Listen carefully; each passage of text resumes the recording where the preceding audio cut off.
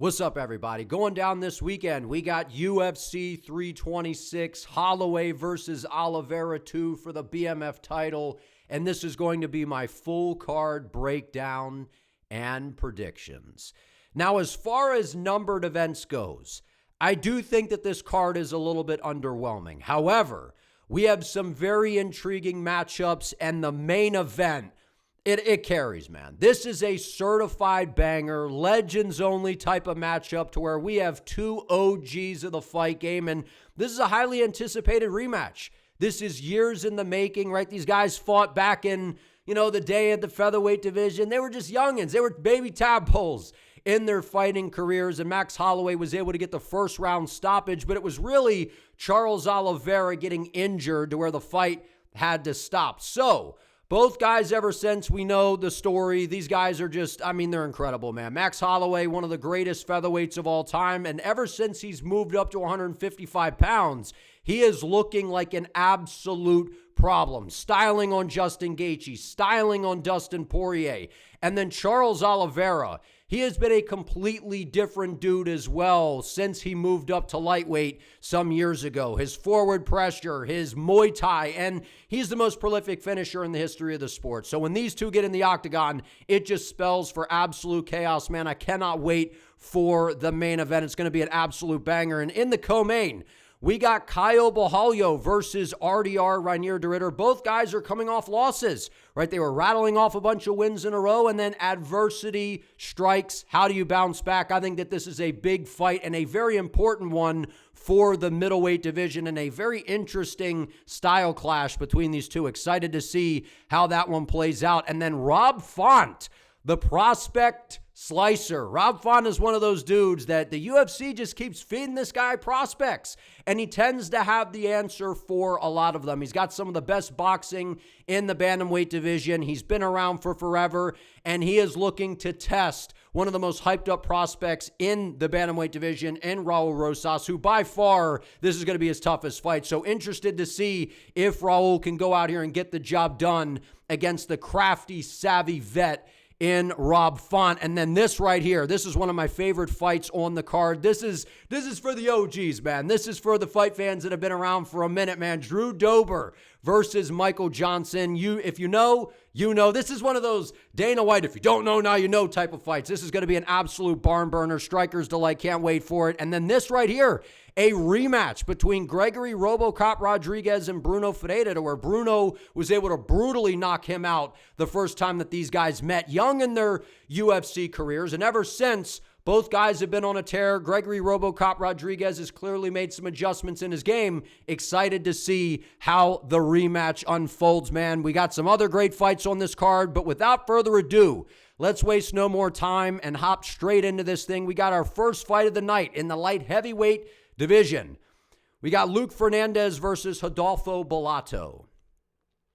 This is an interesting fight here because Rodolfo Bellato, he's a character. He reminds me of Reptar, right from the Rugrats, right? This big blocky meathead, just kind of moves forward, and he's got a weird style because for a guy that yet is very durable, he gets hurt very easily, if that makes sense, right? He's kind of a glass cannon, but he's chinny at the same time, but somehow knows how to weather the storm. So he's a very interesting guy in there. Like it's very, Rodolfo Bellato fights are very strange. And he's also, able to pull off something so spectacular in the UFC. He's had 4 fights since getting that win on the Contender Series. He's got a win over Ior Potieria to where he was getting absolutely destroyed, was able to battle through the adversity, come back and get the stoppage win, which was very impressive. So he's got a win, 1 draw against Jimmy Crute, a no contest against Paul Craig, and then lost to Navajo Sterling by decision. So he is 1-1-1 in the UFC.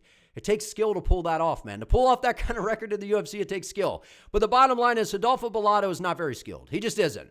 Right, he's 6'3", 77.5-inch reach. He's got kind of this imposing-like build to him, right? He moves forward, gets in your face. He's got some power in his hands. He's got decent leg kicks, and his ground game is actually okay. We don't see a ton of it. He prefers to just kind of move forward, get into these firefights, and I think that that's going to be a little bit of a problem for him in this fight. Now, having said that, Luke Fernandez is making his debut in the UFC here, and he's almost 31 years of age, but he is He's kind of new in the game, right? Only 6-0 as a professional, not a ton of experience. He's got an extensive wrestling background.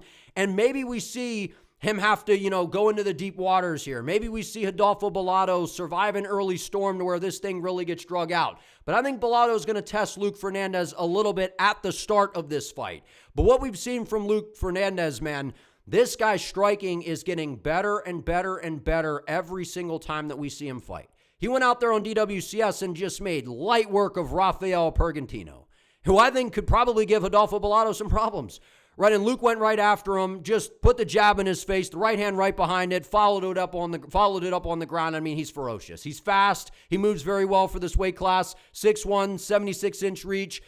I feel like he's going to go in here and mow over Rodolfo Bellato in the first round. Listen, I think early on, Bellato's going to try to get in his face. He's going to try to bully him around, and it's just not going to fly. It's not going to fly against Luke Fernandez. And as good as Bellato's ground game can be at moments, I don't think he's going to be able to out-grapple Luke Fernandez. I don't think he's going to have any success in the grappling. If there's anybody having success, I could see it being Luke dipping underneath an aggressive Bellato who's over-swinging on shots, getting himself out of position to where Fernandez could take him down, control him. Maybe this fight does drag out a little bit because we've seen that Bellato, while he gets dropped and gets hurt, he does have a very unique ability to survive despite getting beaten up on, right? But again, Bellato is so hittable. He's so hittable. His offense is not bad, but his defense isn't good. And I don't like picking fighters that are solely dependent upon being this offensive juggernaut while lacking defense, and they don't take a shot very well. So while we've seen Bellato get rocked and dropped and find a way to make it through, I don't think Luke Fernandez is the kind of guy who's just going to go out here and just let Bellato off the hook if he's able to sting him. I like what I've seen from Luke Fernandez. He's got a ton of confidence. Again, it's his debut, so that makes me a little nervous because, Bellato's got the experience, and, he's been in there with some good guys, man, to be fair. I mean, Navajo Sterling, not exactly, a prolific finisher, but he's a good striker, right? And he was giving Bellato some issues, especially at range. The Paul Craig fight was really weird, right? It was the no contest where, just a weird situation to where it looked like Rodolfo was just kind of acting in there. I don't know what was going on. And then the Jimmy Crute fight was terrible. And then getting beaten up by Ior Potieria and having to battle back, that's just not a particularly good look, in my opinion. So, but if Bellato can drag this thing out, land something early on Fernandez, make him a little timid, bang the leg kicks from range, I definitely could see him possibly giving Luke Fernandez some issues if he's able to kind of drag this thing out. But I think Luke Fernandez, man, is going to go right after him with the hands. If he mixes in the grappling, I think he puts Bellato on his back, puts him in some trouble. I don't think if Luke Fernandez stings Bellato that he's going to let him off the hook. Give me Luke Fernandez in his debut to go out here and have a statement performance against Rodolfo Bellato. I just can't trust the defense of Rodolfo Bellato. And again, I don't think he's very technical. He's powerful and, he's all right, but he's way too hittable. And I think Luke Fernandez is going to run him over. Next, we got Gaston Bolaños versus Yeong Lee. So Lee is stepping in on a shorter notice here to fight Gaston Bolaños. And I think that this is kind of one of those fights where Gaston Bolaños on the feet, I think that he can have some success against Lee. Because while Gaston Bolaños is not, I don't think he's particularly great, and I think he's kind of borderline UFC caliber, I feel the same way about Lee. I'm not particularly high on either one of these guys. I don't know that they're really UFC caliber, but I think they match up pretty even. And what we've seen from Gaston Bolaños is, he was over in Bellator, looking impressive, knocking people out. But since coming into the UFC, got starched by Marcus McGee. But Marcus McGee's pretty good, so that's not a bad L, right? Beat Cortavius Romius, and then most recently loses to Quang Le by sub, and that's just not a particularly great look. And I think that Yeong Lee, if he's smart coming into this fight, I think he's going to look to break out the grappling because that is clearly a hole in the game of Gaston, right? While on the feet, Bolaños has got these wild spinning attacks, spinning elbows, does all this wild stuff. That's great, but if you do that and you whiff, like he does a lot of the time, that is going to give the back to Lee to where he's going to be able to easily take down Gaston Bolaños. And I think in this fight, the one thing that makes me nervous with Lee, man, is he loves to go out there and loves to get into these brawls. We saw that against Haider Emil. Like, I know Haider Emil, he's been on a little bit of a skid, but he's dangerous, right? And the way that you lose to Hyder Emil is getting into a barn burner. If Lee stays technical from range, I think that's a fight that he can win, right? But he gets tagged, bites down, tries to slug in the pocket. He cannot do that in this fight, because if he does that, I could definitely see Bolaños catching him with a shot, right? And then most recently loses to Daniel Santos, but I think Daniel Santos is pretty good, right? So going out there and doing that, I think he would absolutely run over Gaston Bolaños, man. So to me, I haven't seen anything impressive from Bolaños. Haven't really seen anything impressive from Lee. I know he got the win over, Blake Bilder, the split decision over Xiao, but again, that was really close. And I feel like that one could have went either way. But to me, I feel like Xiao's the guy that beats Gaston Bolaños as well. So for me, I'm going to side with Yeong Lee in this fight by a decision. But if he decides to see red and decides to get into the pocket and try to slug it out, I think he definitely gives Bolaños the opportunity to be able to knock him out, because while I don't think Gaston is that great, he's still dangerous on the feet. And I feel like he's got some good technique, good kicks from range. His hands are all right. He kind of looks a little bit like kind of a leaned out, taller version of Ilia Topuria. So he kind of looks like Topuria a little bit, but he doesn't fight anything like Ilia. His striking's all right. He's gritty, but he clearly has holes when it comes to the grappling. And I think if Lee comes out here, blends, the takedowns behind the striking, I think he can have a ton of success in this fight. Wouldn't be surprised if he submits Bolaños, because we've seen if guys can take down Gaston and they can put him in a world of trouble with the grappling, they tend to submit him. But I haven't seen enough from Lee to kind of have confidence in him getting a finish here. So again, if it plays out on the feet, I think we have some good back and forth exchanges, but I like the technique that I've seen from Lee. He rips to the body well, and as long as he doesn't see red and get into, a barn burner scrap, I think he should go out here, have, more success on the feet, mix in the grappling, and I think that he is able to win a decision 29-28 over Gaston Bolaños. Well, I'm not high on either guy, man, so I could definitely see Bolaños getting this one done, but I'm going to side with Lee. I think he's got a little bit more upside than Bolaños, who I feel like has already hit his ceiling, while Lee is continuously getting better throughout his career, and I think the ground game is going to be a big factor in this fight. Next, we got Rafael Tobias versus Nurgozhay. Now, Dr was someone that kind of came into the UFC, and it felt like he was going to have some hype, right? Coming out of Kazakhstan, he had this hype on the Contender Series, got the nasty knockout. I mean, a beautiful head kick, right? And you're watching him, and you're like, man, okay, we got a light heavyweight that's moving around. He's kind of got this blubbery blob build for the light heavyweight division. And to be honest, I wouldn't be surprised if we see him move to heavyweight, because at light heavyweight, he has shown that he has not only a little bit of a speed disadvantage, but this guy, and this is why when I say that fighters come into the UFC and I'm like, we got to see first, because when you watch him before the UFC, it's like this guy's taking people down. He's beating people up on the ground. He's landing a ground and pound. He's knocking dudes out on the feet. And then he comes into the UFC and his ground game has looked horrible.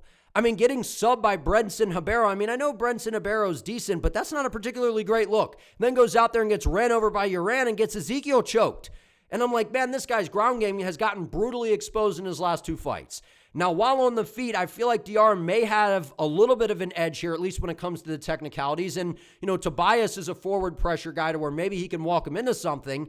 I have a hard time trusting Dr at this point, man. I feel like he's a guy that's just kind of been checked at this point, and kind of his game has been exposed a little bit, especially with the grappling. When you look at Tobias, I mean, on the Contender Series, he absolutely ran over Oliveira, got him down, and was able to submit him.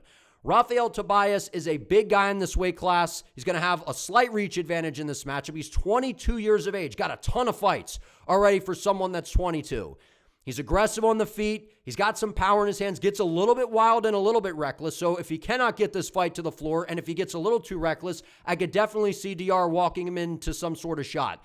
But what I've seen from Tobias when it comes to the ground game, I think that he is going to cause Dr a world of problems. And the other thing about Tobias, he's got some nasty ground and pound, right? And that's how he is able to set up a lot of these submissions. Takes guys down, he's, soften you up, you start to kind of move and defend. And then when you do that and guys are moving and shrimping and trying to create space, that often opens up opportunity to lock in submissions. And that is exactly what we've seen from Rafael Tobias. I can't side with Dr in this fight, man. I think that he is going to get ran over and submitted in the very first round. I like what I've seen from Rafael. He's aggressive. He comes out here with a point to prove every single time, looks to finish fights. I think he gets in the face of Dr, stings him with a shot, takes him down with ease, and is able to submit him in the very first round. Maybe it drags out a little bit more, but I don't know, man. I am not like what I have seen from DR on the ground since he's came into the UFC. And that's why I say again, these prospects, they come in, things are looking good, their ground game looks solid, and they get into the UFC, and it's just a different level, brother, right? And that's kind of what we've seen from DR, and I feel like Tobias will take advantage of the lack of grappling that we have seen from DR at this level. Give me Tobias. I like what I've seen. He's aggressive on the feet, which I think is something that he'll pay for down the line. He gets a little bit wild, swings these winging shots to where it leaves him open to being countered. But I don't know that DR makes him pay in this fight. Give me the forward pressure of Tobias, backed by the ground game. Good submission skills, good ground and pound, can hurt him on the feet. I feel like Tobias has way more ways to get this one done. I'm going to side with him in this fight. I think he makes it look easy. Next, we have Sumudaerji versus Jesus Aguilar. This is a fight that I've been back and forth on. This is one that I think is very close because Sumudaerji, to me, he's a better striker, the more technical striker, I should say. 5'8", 72-inch reach. He's got a very, very good frame for this weight class, man. He stings and moves, good southpaw striker, really good movement, cuts good angles, nasty straight left hand down the middle. And Sumudaerji's he's been pretty impressive. I'll say pretty impressive because these past two wins, I mean, they're all right, beating Mitch Raposo by a split decision. I mean, Mitch Raposo, though, to be fair, is coming off of a nice win over, I think it was Azat Maxim, right? Mitch Raposo is a guy where it felt like he was never going to get a win in the UFC, and he just did, right? And he's a guy that, to me, has been improving. Solid boxing, decent wrestling, so that was a close one there. Then he's coming off of a win over Kevin Borjas, but Kevin Borjas is a striker, a guy that, actually had a pretty decent showing against Emanuel Rodrigues until he got knocked out, but Kevin Borjas is a pretty good striker, but he doesn't have a grappling threat. And what we saw in the Mitch Raposo fight is if you're kind of these shorter guys that move forward, you box and you blend the grappling behind it, it tends to give Sumudaerji some issues. And in a lot of these fights, when Sumudaerji loses, right? I mean, losing to Charles Johnson, no harm, no foul. He's a very good striker, right? Got submitted by Tim Elliott, got submitted by Matt Schnell. In a lot of these fights that Sumudaerji is losing, it's because of the grappling and guys have a submission threat. Well, who has a solid ground game with a good submission threat? Jesus Aguilar. And since coming into the UFC, I mean, obviously knocking out Shannon Ross, it's not very impressive. I could knock Shannon Ross out with a jab. But seriously, like, Jesus Aguilar, to me, he's got the shortest reach, I think, in the UFC. 62.5-inch reach. I mean, literally, 72-inch reach to a 62.5-inch reach. Like, Sumudaerji clearly is going to be able to keep him at range, stick and move, and it's going to be on Jesus Aguilar to get inside that range. Right, and going out there submitting Stuart Nickel, but Stuart Nickel basically dove headfirst into a guillotine. Like, Stuart Nickel's a guy that's gotten exposed for having an overrated ground game. He had some hype coming in, and, it just he hasn't looked good in the UFC. And then Rafael Estevam, he's a really good grappler, and I think that he would probably dominate Sumudaerji on the floor. Right, and one of the other losses from Jesus in the UFC was to Tatsuro Taira, so it's not like he's lost to bad opposition. Right, in this win most recently 5 months ago against Luis Garule, I know that Luis hasn't been very good in the UFC, and Alden Correa stunned on him, but Jesus Aguilar was rocking Luis Garule around, man. So for me, I've went back and forth on this fight because if Sumudaerji can fight behind the length and the range, he's got a massive reach advantage here. But Jesus Aguilar is used to being the guy that has to close the distance. He doesn't have a reach advantage on anybody. Right, he's got that kind of meatball style to where he throws a lot of looping punches, threatens with the grappling behind it to be able to close the distance to get a hold of guys. And we do see Sumudaerji, while he's got good cardio, if you can land a couple good shots on him, you can grapple a little bit. He tends to kind of become a little bit more stationary, and you kind of put a little bit of doubt into the mind of Sumudaerji. So I could very much see Sumudaerji kind of coasting to a victory here, keeping Jesus at range, picking him apart.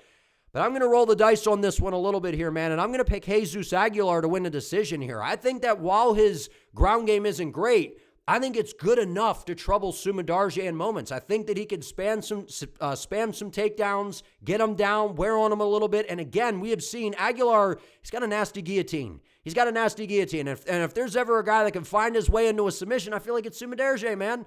It just is. And I know that he's gotten better, right, with his takedown defense, training with, I think it's Uriah Faber at Team Alpha Male, and he's made some nice improvements. And when you take him down, he does a very good job popping back up. So if he does that, I think he can go out here and outstrike Jesus Aguilar. But Jesus striking, I feel like, is a little underrated. I know he's got the short reach, but he does a good job getting to the inside, bobbing and weaving, throwing these big overhands, mixing in the kicking game. He's durable. He's tough. and he's one of these guys that can really push a pace. So I think he can land some shots on Sumudaerji, mix in the grappling, and put him in a little bit of trouble. So I think Aguilar wins a close one here against Sumudaerji, but I definitely could see Sumudaerji going out here, sticking and moving, and outscoring Aguilar on the feet. But I think Jesus is going to have some success with the grappling at moments. I think Jesus is a little bit better than a guy like Mitch Raposo. Give me Jesus to blend it together and find a way to get a decision victory over Sumudaerji. Jesus has some underrated striking now, rocking around Luis Garule. You know, I know Luis hasn't been particularly good, but I feel like Aguilar's striking is a bit underrated. I still give the advantage to Sumudaerji, especially with the speed and movement, but I'll pick Aguilar. I think he can mix it together, and I'll find a way to get it done. Next, we got Cody Durden versus Nijim Jargal Tumendemberel. That's a tough name to say.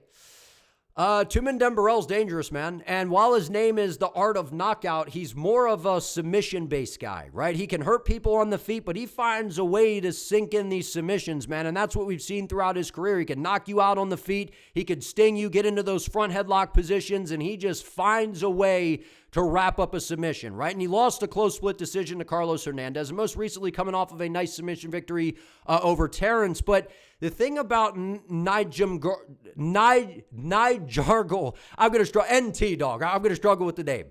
NT is dangerous. And in this fight, at 27 years of age, almost 28, he's going to have a little bit of a reach advantage coming into this, and he might be catching Cody Durden at the right time. Because Cody Durden, to me, is one of these guys that while he's 34, he's got a ton of miles on him, man. A ton of miles on him. And in a lot of these fights, not only is Cody Durden losing, but he's getting finished. Right? He goes out there, gets stopped by Bruno Silva, picked up a nice victory over Matt Schnell, but we've seen that Matt Schnell, especially over the past couple of years, is absolutely a shell of himself, and a guy that's very, he's not durable whatsoever. It's pretty easy these days to get a win over Matt Schnell, right? But then got picked apart by Joshua Van. But again, Josh Van, the current champion. Jose Ochoa, very dangerous prospect. And then gets subbed by Alan Nascimento, who's got a really good ground game, but his striking isn't that good. Right? So I feel like in this fight, it just comes down to how good is the durability of Cody Durden at this point in his career. Because to me, it's kind of hard to trust that. But if you put the durability to the side, who is the better overall fighter here? I feel like it's Cody. I feel like Cody's got the cleaner striking. I think he's got the better wrestling. I think his submission game is decent. To me, it just comes down to the fact that we've seen him, not only is he losing, he's getting finished. And that we've seen that NT is a guy that can go out here and he can rock you on the feet. He can take your back. He can submit you, get you into these front headlock positions, and he can find a way to get you out of there. So I think if Tumendemberel is able to get a hold of Durden, is able to rock him, I think that he'll be able to stop Cody. However, I'm going to pick Cody Durden to pull off the upset here. I think that he goes out here and outscores NT. I feel like this is a little bit too much too soon for Tumendemberel. I feel like he's exciting, and I feel like he's going to, be a decent guy in the flyweight division, but I feel like Cody Durden is going to be able to kind of pull off a crafty, savvy type of performance. His boxing is pretty good, man. Cody Durden, I feel like, doesn't get enough credit for his striking. I feel like it's gotten better over time. He can put the boxing together very well. He can push a pace, and his wrestling's pretty good. He just has to be careful not to get stung. That's what worries me for Durden in this fight. If his durability can hold up, and he doesn't get wobbled with a shot, doesn't find himself in a bad position to where he can get submitted, I think Cody Durden can coast through and get this one done. So I think he mixes in the wrestling, puts the boxing on him, and is able to get this one done against Tumendemberel. The thing that does worry me a little bit, though, is Cody's one of those guys that likes to come out guns blazing with the striking, and if it doesn't work there, then he tends to wrestle, which to me that could be a little bit of a problem because in a sense you're panic shooting. Now you're panic grappling to where you end up getting caught in some sort of submission. So if he does that, I definitely could see NT finding the submission in this matchup. But I'm going to side with Cody Durden. I feel like the durability to me is the big question mark, which I know is definitely a factor. But if I put that to the side and can say, okay, well, if he can stick and move and play this thing kind of smart and mix in the wrestling and avoid the big shots, I think Cody Durden can go out here and land some good shots on the feet, mix in the wrestling, push a pace on Tumendemberel, and pick up a 29-28 decision. I think Durden is the better fighter. It's just the fact that he's been getting knocked out a lot. He's been getting rung around in a lot of his fights, which is very concerning, I will say. So I definitely think that NT could go out here and finish the job, and that's definitely possible, but I'm going to side with Durden. I think he's the more technical fighter. He's been fighting really good opposition. This, to me, is a big step back in competition. And while I think Tumendemberel is pretty good in a good submission game, I don't think he's that dangerous compared to a lot of the guys that Durden has been facing. So I'm going to side with Durden. I think he's the better fighter. Give me Cody here. Next, we got Alberto Montes versus Ricky Turcios. I believe Ricky Turcios here is moving up in weight to the featherweight division, and I feel like this is one of those moves that is really going to backfire. I'm going to pick Alberto Montes to get this thing done by round 2 submission. I don't like what I've seen from Ricky Turcios since he's came into the UFC, and I know that, he was on the Ultimate Fighter, and he's kind of got this quirky style to where he's just kind of all over the place, right? Switches stances, throws a bunch of kicks, high output, and that's definitely... Ricky Turcios, if he could stop the takedowns and kind of be that scrambly little rascal that we've seen in the past, right? Be that wiry, Energizer bunny to where he's just a nonstop type of fighter for 15 minutes, he could go out here and pull this thing off, because I got some questions about Alberto Montes, right? Because he's kind of new. He's a new guy on the block, right? Goes out there, gets the submission win over Carlos Calderon on DWCS, but we haven't seen a whole lot from him at the highest level, right? This is his UFC debut. Right? It's a big opportunity on a numbered event. Ricky Turcios at least has the experience on his side. But what I like about Alberto, he's got some power in his hands. Now, he tends to be a little bit too reserved when it comes to the boxing at times. Doesn't let his hands go enough at moments to where it leads to guys kind of racking up the points, pushing them around a little bit with the striking. But he's got some good kicks, likes to kind of play the range game. But I feel like his ground game is really going to shine in this fight. That's really his bread and butter, man. If you go back and watch a lot of his fights, he's able to land some good shots on the feet, take guys down. And when he is able to wrap people up on the floor, man, his jiu-jitsu is really, really good. He's got a nasty darce. He gets into these scrambles, and he just finds a way to get guys out of there. And I just haven't been impressed with Ricky Turcios. And not to mention, Ricky's been very inactive. Like a win over Brady Hiestand, I never thought Brady Hiestand was good, right? Gets outscored by Ayman Zahabi, but this is almost 4 years ago. Like, Ricky Turcios is incredibly inactive, man. Incredibly inactive. Okay, got ran over by Raul. Raul's got a good ground game. Loses to Bernardo Sopai. Like, we've seen that Ricky Turcios is decently durable.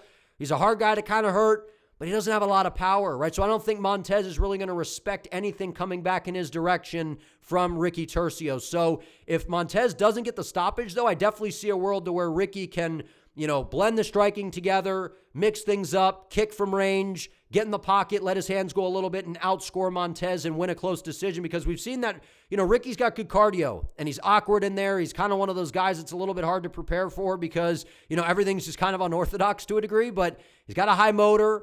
He's going to put a lot of volume out there, so I definitely could see a world to where he goes out there and is able to outscore Alberto Montes on the feet, especially if that's where the fight takes place for most of the bout, but I don't think so. I think Alberto lands some power shots on the feet. He's got the power advantage. His striking is pretty good. I give him the edge there as well. To me, it just comes down to it's the UFC debut. How does the gas tank hold up? But I feel like his ground game is going to be the difference maker in this fight. I think he stings Ricky on the feet, is able to catch him in a scramble on the floor, and is able to wrap him up in a submission. I like what I've seen from Alberto when it comes to the ground skills. And his striking's not bad on the feet. I feel like he needs to open up a little bit more, but he's got some good straight combinations, nasty kicks. I feel like he's able to put it on Ricky Turcios and get this one done. I don't think that this is a great move of Turcios to go up to 145 pounds for a guy that's been very inactive and to me isn't very dangerous whatsoever. Give me Alberto Montes.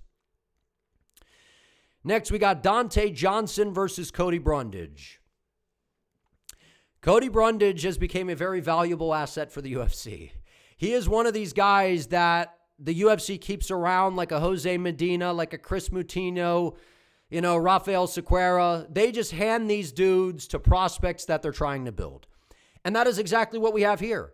Now, fair play to Cody Brundage. I mean, the UFC calls, he answers, and just shows up and takes these fights. But we have to be real, man. Cody Brundage literally fought not even a month ago. Well, at the time of the bout here, it'll be a month ago. It'll be a month to the day, basically. He got knocked out by Cam Ralston. Now, to be fair, he had a lot of success against Cam Ralston, and he kind of showed some of the holes in the striking defense of Cam Ralston, but eventually it's kind of the same story with Cody Brundage. He comes out swinging early. He kind of has this weird style where it looks like he's kind of being lazy in there, doesn't really want to engage, and then you come after him, and he lands a big shot and can knock you out. Because we've seen that Brundage has a solid wrestling game. He's got some power in his hands, but the minute that adversity kind of strikes against Cody Brundage, his confidence fades, his attitude and his demeanor just completely changes, and it's hard to pick him in this fight, man. Like, how are you going to pick Cody Brundage?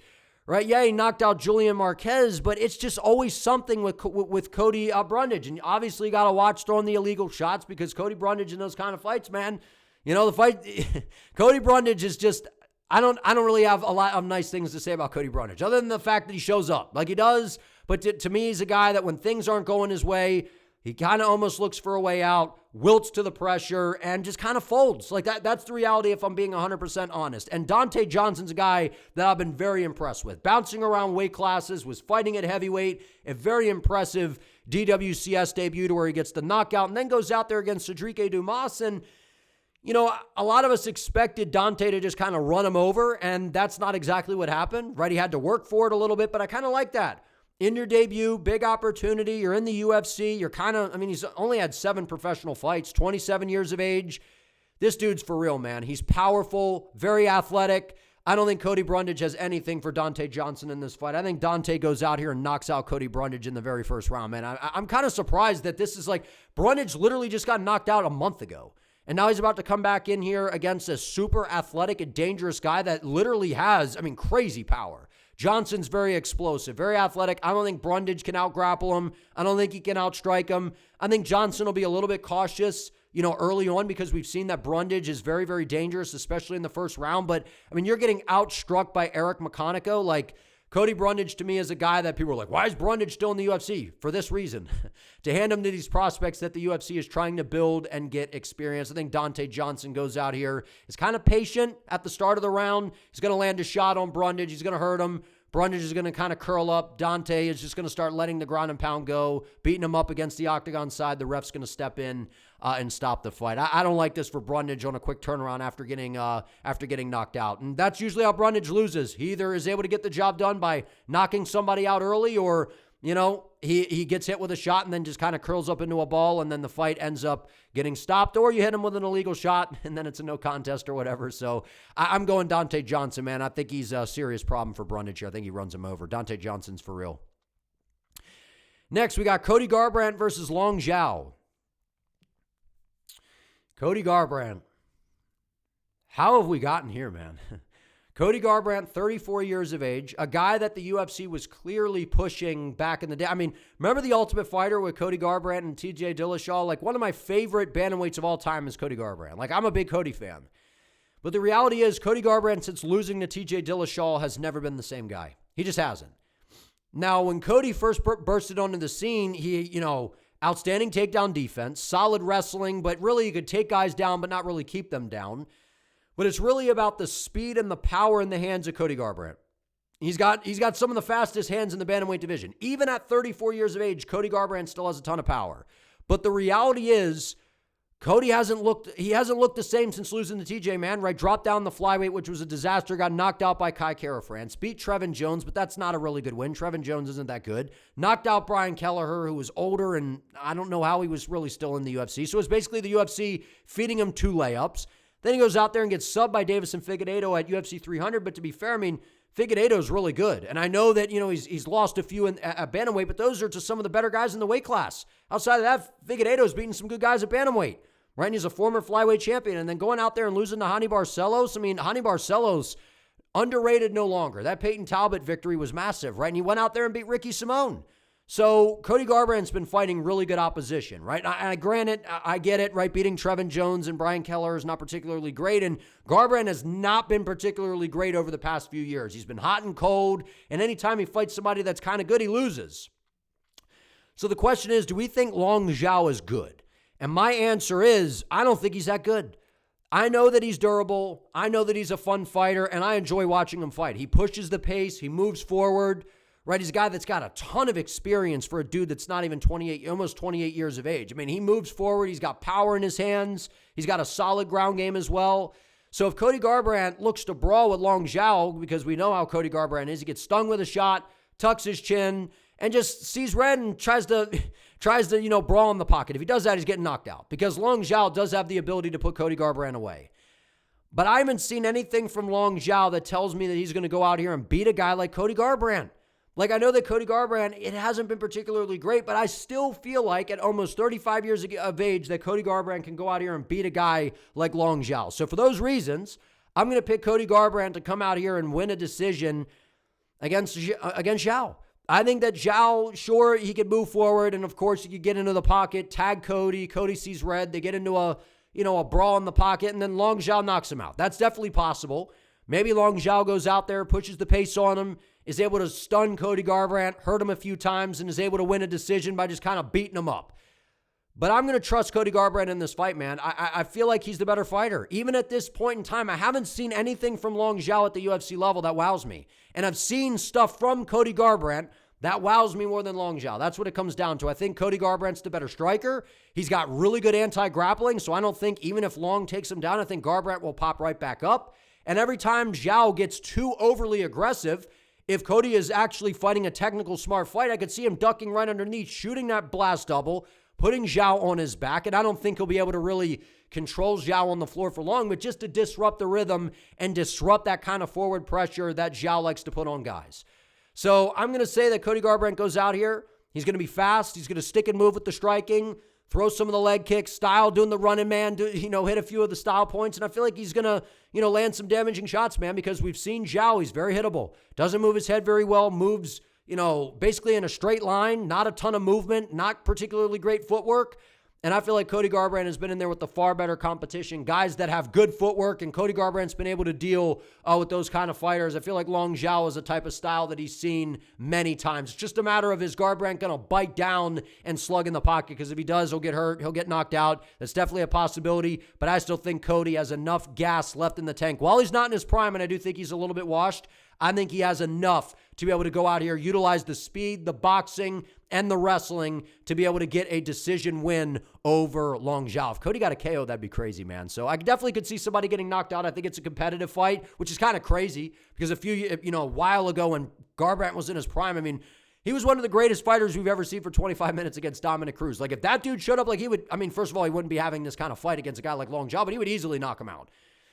So Garbrandt drops his hands a little bit, does leave himself a little bit vulnerable, but I think he'll be patient. He'll be fast. He'll be slick. I think he is able to hurt Long Xiao a little bit, mix in the wrestling, and I think he's able to outscore him and get a decision victory. Give me Garbrandt for the upset. All right, next, we got a banger. We got the rematch. We got Gregory RoboCop Rodrigues versus Bruno Ferreira. So in the first meeting between these two, right, they're kind of newer in the UFC. They're kind of having some good back and forth, and then Gregory gets kind of aggressive, is kind of marching Bruno down up against the octagon side, and Bruno just kind of walks him into a perfect straight left hand and brutally knocks him out. Now, since that fight, I feel like we have seen both guys get better, but I think that RoboCop has made more improvements than Bruno Ferreira. Bruno, to me, is very much kind of the same guy. Now, while he might be the same guy, he is the Hulk for a reason. Like, this dude, he is a juggernaut, man. His defense is okay, but his power is next level. He's got nasty power for the middleweight division. Now, he is one of these middleweights that's 5'10", got a 72-inch reach, so he's one of those guys that throws these big, wild shots to try to close the distance, and we've seen that his ground game is pretty good.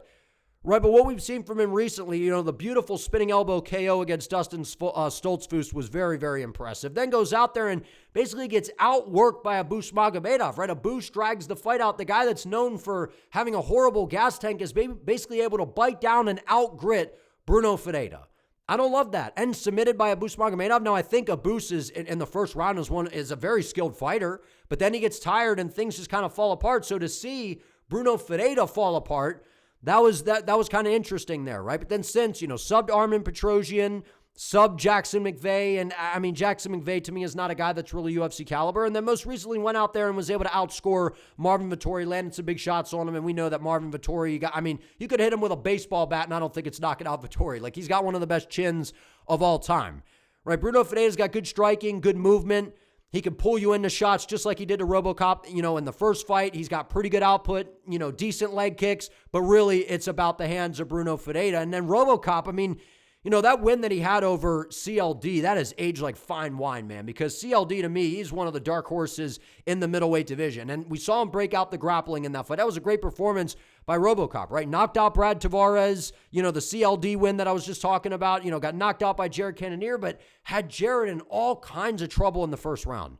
All kinds of trouble. Was rocking him around, hurting him really bad, and then just faded with the gas tank in a 5-rounder. And I feel like RoboCop, it's going to be tough for him in 5-round fights. But again, this is a 3-rounder, obviously. Knocked out Jack Hermanson with a brutal left hook. And then most recently went out there and outscored Roman Kopylov. And we've seen RoboCop has been a lot more patient. He's been a lot more patient. He just doesn't kind of walk into the phone booth. Now, while people kind of talk about the durability of RoboCop, I think he's durable, but I feel like it's a little bit overrated in terms of the durability, man. If you can land some clean shots on RoboCop, you could definitely hurt this guy. And I feel like a lot of that has to do with he's got a massive frame for this weight class and he cuts a ton of weight, which I feel like is maybe part of the, the issues with the cardio and also with the durability. He can eat some punishment, don't get me wrong, but against a guy like Bruno Ferreira, you don't want to be banking on a chin. You don't want to be banking on a chin man whatsoever. So I think in this fight, RoboCop is going to get some payback. And I think that he's going to knock out Bruno Ferreira in the second round. And I feel like this is going to come down to the fact that RoboCop is going to be a lot more patient. I think he's going to fight behind the jab, get the kicks going, because we know Bruno is a southpaw. I know he kind of switches back and forth. We see him mix it up. But I think when he switches into that southpaw stance, that's where RoboCop's going to be able to blast the body kicks, get the right hand going. He's got to be careful throwing that right hand to the body, because RoboCop does that, kind of overextends a little bit, leaves himself being vulnerable to being countered, to where we see a guy like Bruno throw a nice little check hook, and then that's where that left hand follows down the pipe. Maybe RoboCop mixes in the grappling here. I think that'd be smart, especially early.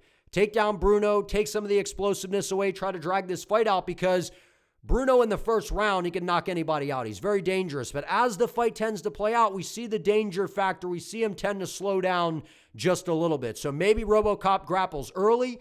I think he's going to try to fight from range, utilize the reach advantage a little bit more. I feel like that's kind of where he's improved in his game. He's a lot more patient, and I think that will bode well for him in this fight. I think he maybe grapples early, tries to wear on Bruno a little bit, strikes from range, and then eventually he will walk Bruno into a shot. Don't chase if you're RoboCop. That's what he did in the first fight. You're the guy with the reach advantage, right? It's going to be on Bruno to close the distance and try to get in on Gregory Rodrigues, and I think that's where Gregory's going to be able to land that straight right hand down the middle, get the left hook going, the kicks to the body, give me RoboCop to go out here and get some get back and get the knockout win. And if not, I could see a good back and forth to where RoboCop is able to outpoint him and win a decision. But I think it would be very wise for RoboCop to grapple in this fight. Now, having said that, Ferreira's got pretty good takedown defense. He's a hard guy to hold down, but we've seen him have some issues against a guy like Abus Magomedov, and we know that RoboCop's got a really good jiu-jitsu game, really good submissions. I think he should break out the grappling early in this fight, but I think he's been a lot more patient, a lot more methodical with the striking. I think RoboCop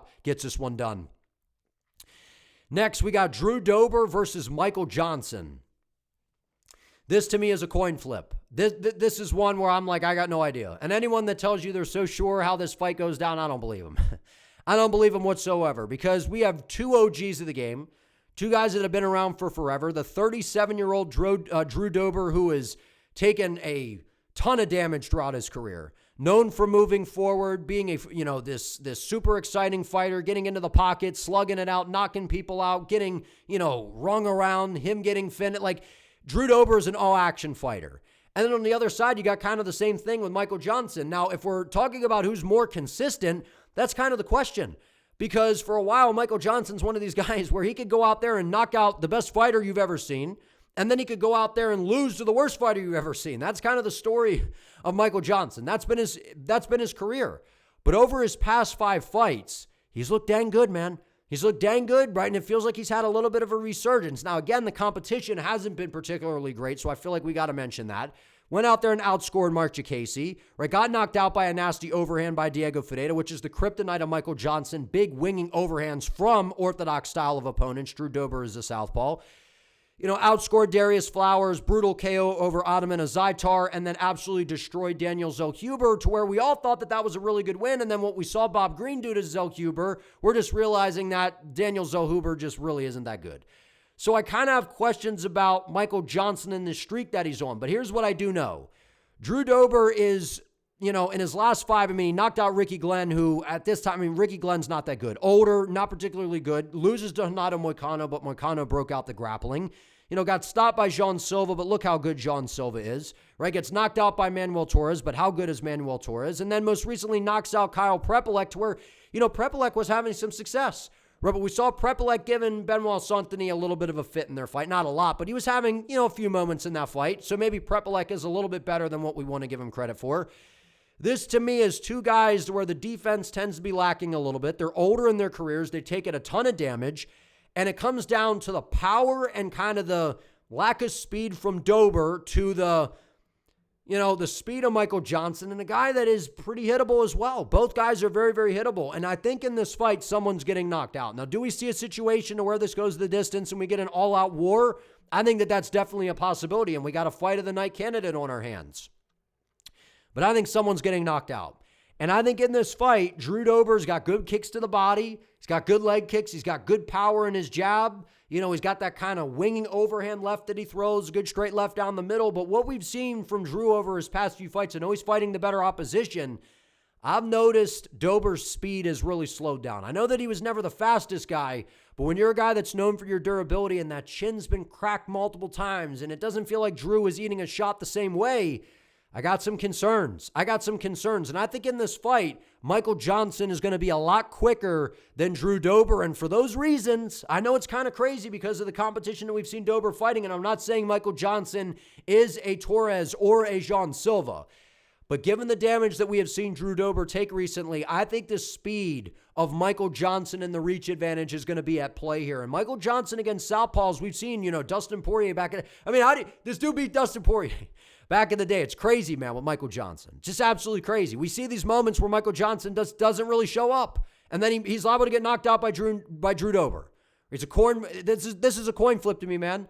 Because to me, Michael Johnson, you just don't know what guy's going to show up. But recently, we've seen good speed. We've seen nasty power. He's ripping on these shots. He hurt Zellhuber multiple times. The way he knocked out Ataman Azaitar was violent, man.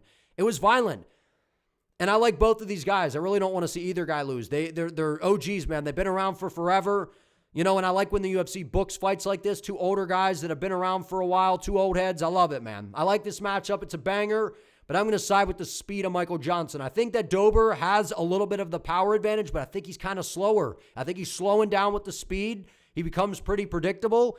And I do see a scenario, obviously, to where the fight plays out. If Johnson slows down, hangs out in the pocket for too long, Drew will catch him and knock him out.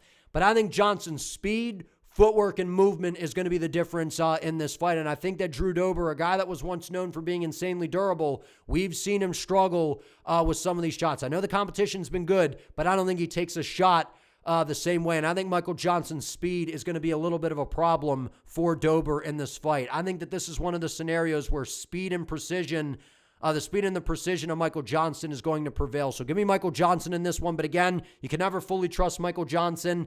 So to me, this is a coin flip fight, but I'll side with the footwork and the speed of Michael Johnson. I think that that's going to be the difference. Next, we got Rob Font versus Raul Rosas Jr. I've went back and forth on this one, man, because Raul Rosas is a guy that has a ton of hype, and I really like Raul. I like him a lot. And what we've seen in his career right on the the Dana White's Contender Series came in and he was, 17, 18 years of age. The dude was in like high school or whatever. And, he was growing up in the UFC. And when you're that young, you could have all the technique in the world. But when you're in here fighting grown men, there's going to be that element of they're just going to be stronger than you. And I feel like now at 21 years of age, Raul is really starting to fill out into his frame. And while his striking is not great, I feel like we've seen some nice improvements in the stand-up. His hands have gotten a little sharper. His kicks have gotten a little bit better. And I know he went out there and it was a little too much too soon against C-Rod to where he lost. Right, but then he goes out there and starches Terrence Mitchell, and that was an impressive win. Went out there and stung him badly on the feet, and I'm like, wait a minute, Raul's striking looks a little bit better. And I know the opposition, I get it. Then he goes out there and runs over Ricky Turcios with the grappling, beats a Richie Lang, and then most recently beat Vince Morales 10 months ago. And I know that Vince Morales isn't exactly a world beater, but he's kind of a savvy guy, right? His striking's okay. His ground game's decent. He's got some good submissions, Right, so that's kind of one of those things where styles make fights. And, Raul Rosas, to me, like I said, the striking to me has gotten better. Now, I'm not saying he's a better striker than Rob Font whatsoever, but I think that Raul has enough sting in his hands, and I feel like the striking has improved enough to be able to land a few shots on Rob Font to be able to get into these takedowns. Because on the feet, if that's where this fight plays out for 15 minutes, I feel like Rob Font can go out here and outscore and pull off the upset, man. He's got a nasty jab. His boxing is excellent. He's got some of the better boxing in the bantamweight division. He's going to have the reach advantage, right? 71.5-inch reach to Raul's, 67-inch reach. And that's what we've seen from Font. He'll get after these young guys, man, put the pressure on them, that good high guard, stays very defensively compact, very responsible. Everything comes from where it's supposed to. The technique's very tight, right? Loses to Corey Sandhagen. We saw Corey break out the grappling in this fight. Was able to take Rob down, was able to control him, right? Figueiredo, kind of the same story, right? Got stung by Figueiredo on the feet. Beat Kyler Phillips. That's a pretty good win because Phillips is a wild striker on the feet, very unpredictable. Right, a close one against Jean Matsumoto. I picked him in this fight. I think he was an underdog. Jean Matsumoto's a good striker, but his ground game's not as good as Raul, I don't think. Right, and then most recently loses to David Martinez. I picked Martinez in that fight because of the speed and the dynamic striking of Martinez.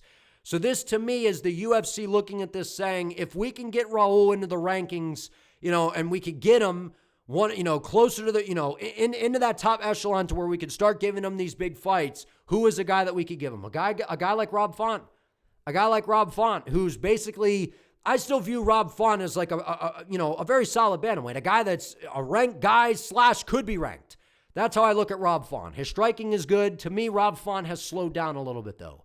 He has. He's almost 39 years of age, but with his style, it's not a huge deal to me. It's not a huge deal to me with the age.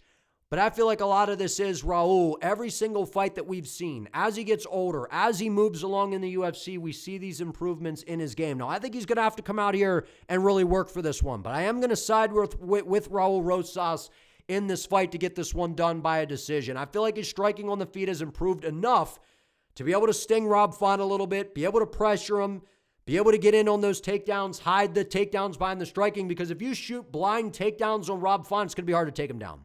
It's going to be hard to take him down.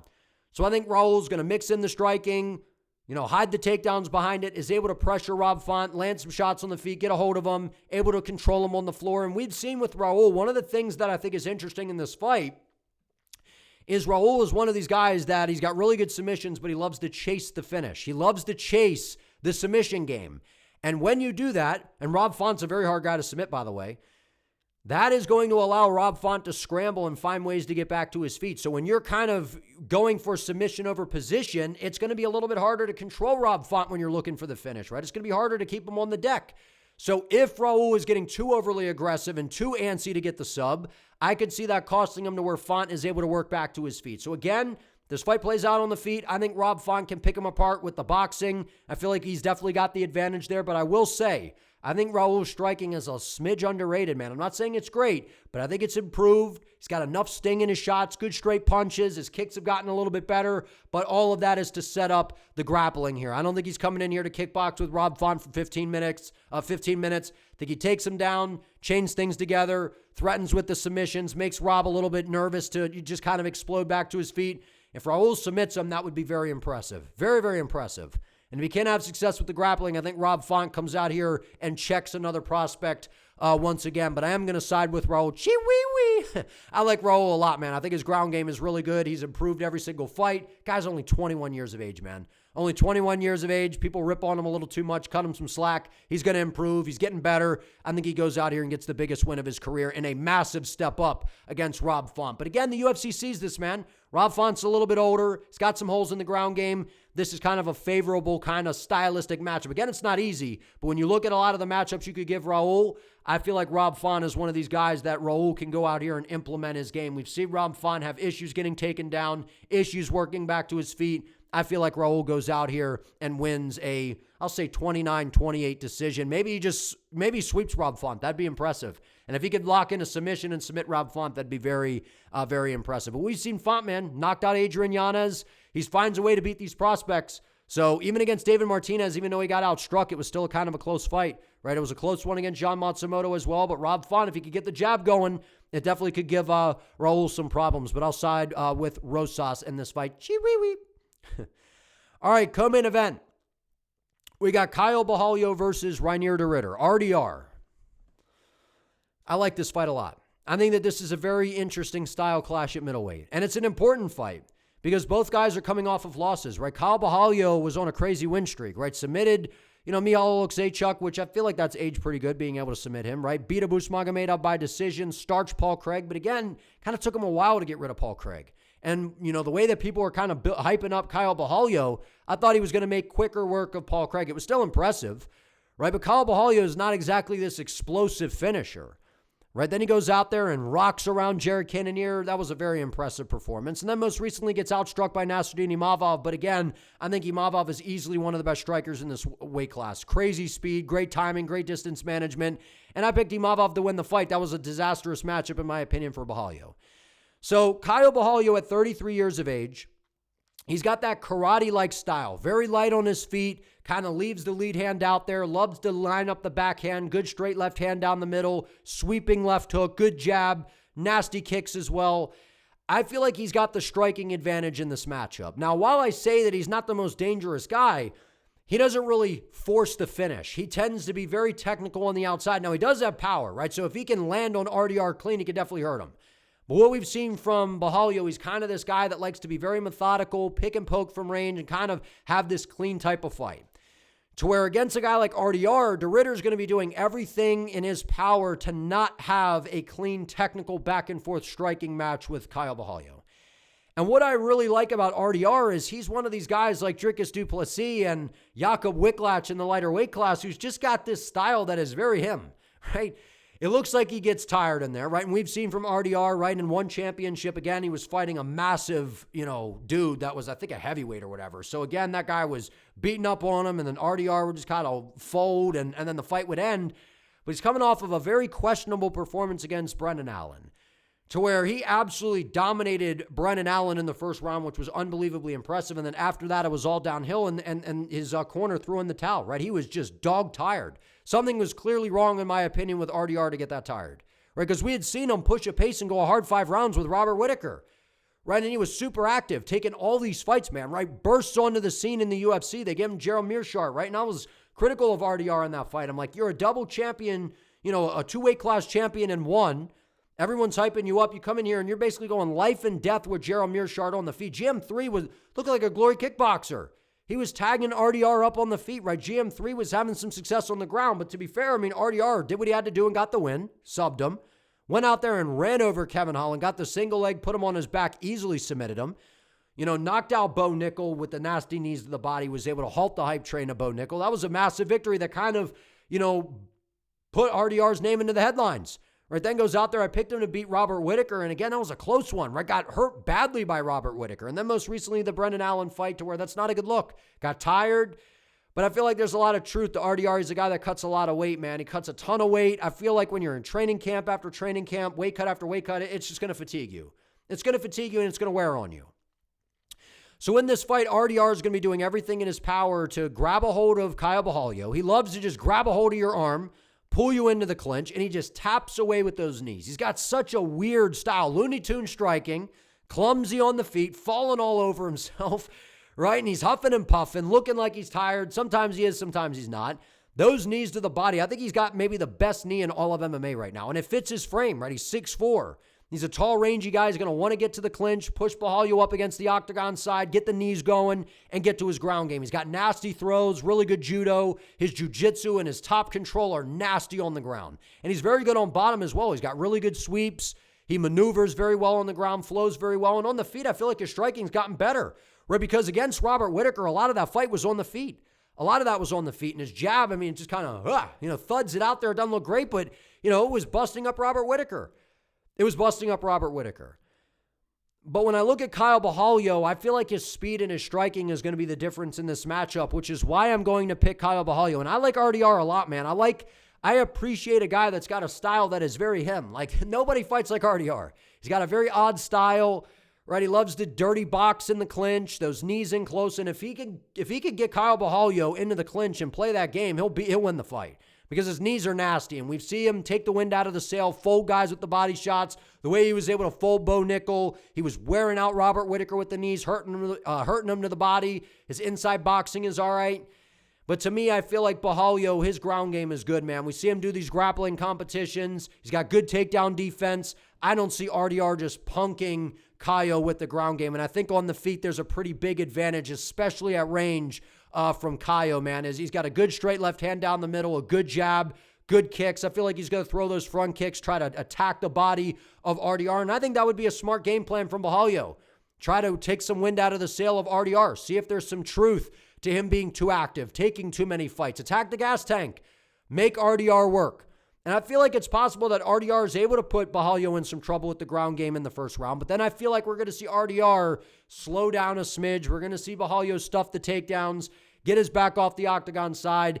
And I feel like while Borralho maybe isn't as good as Robert Whittaker, especially not a prime Whittaker, I feel like Borralho's striking is kind of similar to Robert Whittaker. And I know that Robert Whittaker that fought, RDR is still pretty good, but I feel like Xiao at this point in his career might move a little bit better than a guy like Robert Whittaker. Not saying he's as good as a prime Whittaker, but I see some similarities in the movement, the in and out style. I'm going to side with Xiao Borralho. I think his speed, his timing, I think that he keeps the fight on the feet. I think that he has the anti-grappling to deal with the pressure and the ground game that RDR brings to the table. I think he's going to be ready for the knees and close. I think, and Xiao's a smart fighter, man. He is a very smart fighter. He's got high fight IQ. I think he's going to have a good approach against RDR. But I could see it going either way, because if RDR implements his game plan, gets into the clinch, right, he finds awkward ways to get a hold of guys, right, just kind of grabbing a hold of you, and you feint the level change, grab your arm, pull you into the clinch. He's got very unique ways to get a hold of you.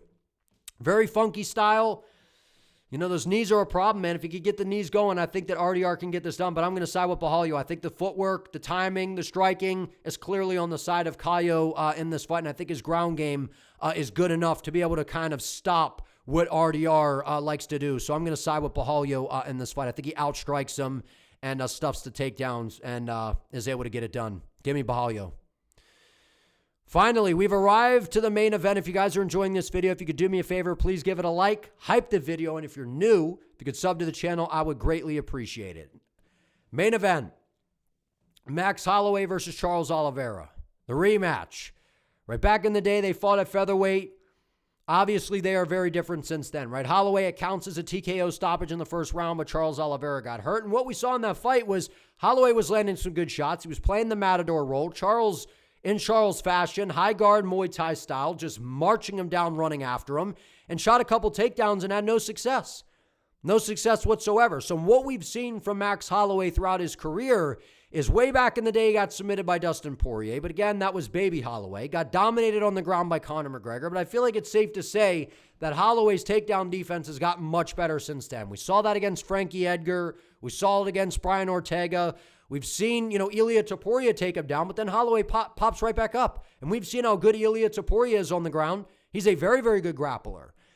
And Max Holloway, obviously one of the greatest featherweights of all time. Outstanding volume, great output, great movement, outstanding boxing.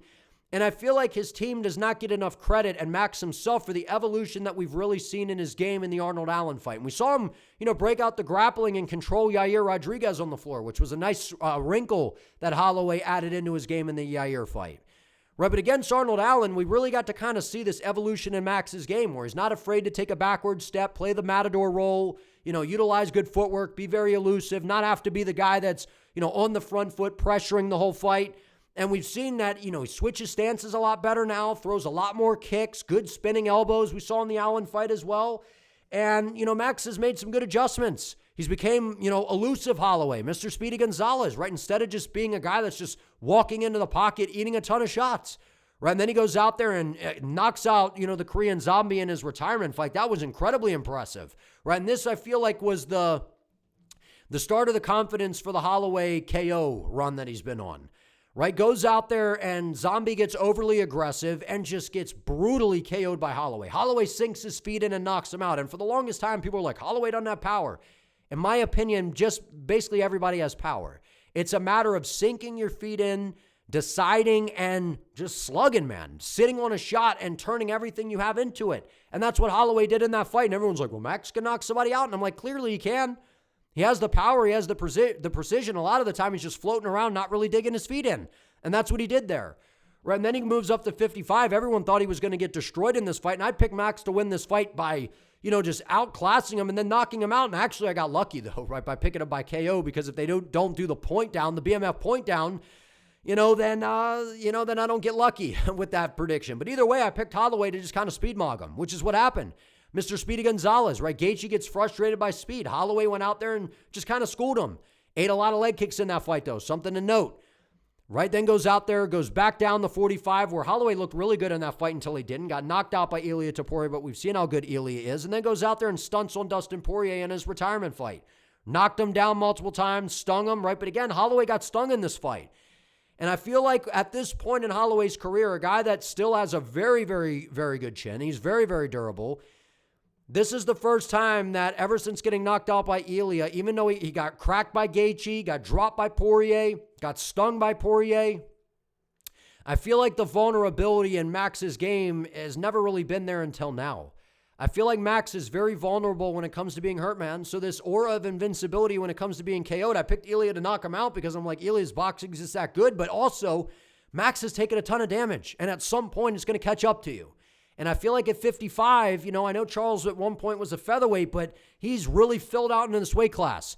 And over the past several, right, knocking out Beneil Dariush, right, split decision win against Arman Sarukian at 300. I mean, Charles, there's an argument that he won this fight. I thought Arman won, but it was very close. He put Arman in a ton of danger with the submission game, right? Dominated Michael Chandler basically for 25 minutes, put on a grappling clinic. Got knocked out by Ilia Topuria. I picked Ilia to KO him in the first round because Charles just walks forward into range. Can't do that against Ilia. And then Ilia had a lot of success, on the ground against him. And then I picked up to submit Mateusz Gamrot, and I thought that was going to be a competitive fight, and it wasn't whatsoever. Charles just dominated him, and in my opinion, his ground games never looked better, right? And we know how he got knocked, rocked by Islam, followed to the ground, submitted, right? The Dustin Poirier fight got dropped, battled back into the fight, was able to sting him, end up taking his back, and submit him. Against Gaethje, was able to, got dropped again, was able to sting him and then submit him. Like, that's been the story of Oliveira at 55. Got hurt by Chandler the first time they fought, battled back into the fight, was able to stop Chandler. Like, Charles is a different beast at 155. The question that I have is if Max Holloway is able to hurt him, if he's not able to just flatline him like Ilia did, does he follow Charles to the ground to be able to play that game? Because we saw Islam drop him, but Islam has the ground game and the confidence to be able to follow Charles to be able to submit him. I don't know that Max plays that game. And I think in this fight, it's going to come down to the elusive matador role to where Holloway's going to try to walk Oliveira into shots, and Oliveira is going to be on the gas with that heavy pressure Muay Thai style, banging leg kicks from the outside, front kicks up the middle, nasty knees to the body and close, and he's going to look to get the jab going and fire off that nasty right hand and good uppercuts in close. Because Charles is dangerous, man. He's got a ton of power in his hands. We've seen Holloway getting cracked at 55, and we've seen that he is very hittable. And in that Poirier fight, and also in the Gaethje fight, if you get aggressive and you just don't overswing to where you're leaving yourself open, Max tends to be a little bit vulnerable when you pressure the heck out of him. Now, having said that, Charles does not have very good defense. And a lot of that is because he gets reckless. Doesn't really move his head, overswings, gets himself out of position, and just gets caught. And if he does that in this fight, I think he's getting clipped and stopped by Max Holloway. But if Charles Oliveira, to me, is able to come in here, get the ground game going, I think, and we see Holloway's grappling kind of exposed, because while we've seen Holloway improve, we've seen him in there with mainly strikers, a lot of strikers. He hasn't been in there, in my opinion. I know he was in there with Charles back in the day, but not this version of Charles. And Charles, to me, at this point in his career, is by far the best grappler that Holloway's been in there with, by far. Charles's wrestling has gotten so much better. His submission game is elite. His jiu-jitsu is elite. Right? And Charles is the most prolific finisher in the history of the sport. Nasty power. I think he can rock Holloway on the feet. I think he can hurt him. And if Holloway's takedown defense and ground game is not up to par, I think Holloway will get ran over in the grappling and Charles Oliveira will end up submitting him. And I think Charles has the power to be able to hurt Holloway on the feet. Like I said, that aura of invincibility of Holloway being hurt, I feel like has faded a little bit. I think that Charles could definitely sting him on the feet. Now, having said that, what I think this comes down to is Holloway's going to mix shots to the body. We see Charles in the Muay Thai stance. He's got his body's just right there to be hit. I think Holloway will mix up the targets, get the straight combinations going. He throws beautiful combinations. He's got great output, great volume. I think the boxing and the elusive movement of Max Holloway is going to get it done in this fight. And I think someone's getting finished. Maybe it goes to a decision, but I'm going to side with Max Holloway to get a round 3 TKO stoppage. I think Charles is going to come out like a bat out of hell, put the pressure on Holloway right away. I think he's going to have, some success pushing Holloway up against the fence. Maybe he kind of, takes him down quickly. But I think that Max will pop up back to his feet. He'll circle off the octagon side. And I think that while Charles will start to get overly aggressive, start to put his foot on the gas and put Max into that kind of firefight up against the octagon side, I feel like Max Holloway is going to walk him into some things, man. And we've seen Max's game. I mean, he's super elusive. He's really fast. He's sitting on shots a lot more. His power's been different at 55. Charles is very hittable. He's very, very hittable. And I feel like this is going to come down to Charles is going to get stuck on the feet with Max Holloway. And that elusive matador style that Max has been playing, I feel like he's going to be able to catch Charles, accumulate the damage, rip to the body. I think he's going to be able to sting Charles, hurt him. And then I think that he's just going to be able to stop him up along the fence. Charles is going to go down. Oliveira is going to be covering. And then Holloway's just going to be throwing shots, and the referee has to step in. So maybe we go to a decision. Maybe we get just an absolute car wreck. Back and forth, both guys hurting each other. We just get an all-out war. Holloway points down in the final 10 seconds, and we get this great back and forth. I would love that because I love both of these guys. I don't really want to see either of them lose. I don't want to see either of them get finished. Maybe this ends in a draw. But in reality, I think Holloway's striking is going to be the difference. He's fast. He's elusive. Charles is very dangerous on the feet. I feel like his striking is underrated. But I feel like it's a scenario to where Max's ground game is underrated and striking on the side of Oliveira is underrated. So if Holloway's ground game is not up to par, I think Charles can run him over in that department. But if Charles cannot run him over with the ground game and not put him in danger there, I think Holloway's going to be a step ahead on the feet with the video-like combinations, the speed, the footwork, the movement. He's gotten so much better, man. Max with the elusive style, the kicks to the body, mixing things up. He's got the output. I think he could definitely outscore Charles and win by decision, but I think he's going to be able to hurt him with the hands. Put water in the basement, work the body. He's going to have to be careful, though, because when Charles gets aggressive, gets into the clinch, mixes his tools, goes to the body on Holloway, we've seen if you could get after Holloway to the body with the pressure, that could give him some problems. So to me, I think that this is a great fight. It's a close one until Holloway is able to just kind of hit the snowballing effect where he's able to crack him with a right hand, and then he's able to get him out of there. So going to be a fun one, man. Hate to see either guy lose. Going to just sit back, enjoy this. May the best man win. Rooting for both guys, rooting for a great fight. But if you guys enjoyed this video, please do me a favor. Give it a like. Let me know what you think down in the comments. Hype the video. I would greatly appreciate it. And don't forget to subscribe to the channel. We're on the road to 10K. I would appreciate it, guys. I appreciate the support. I'll see you next time.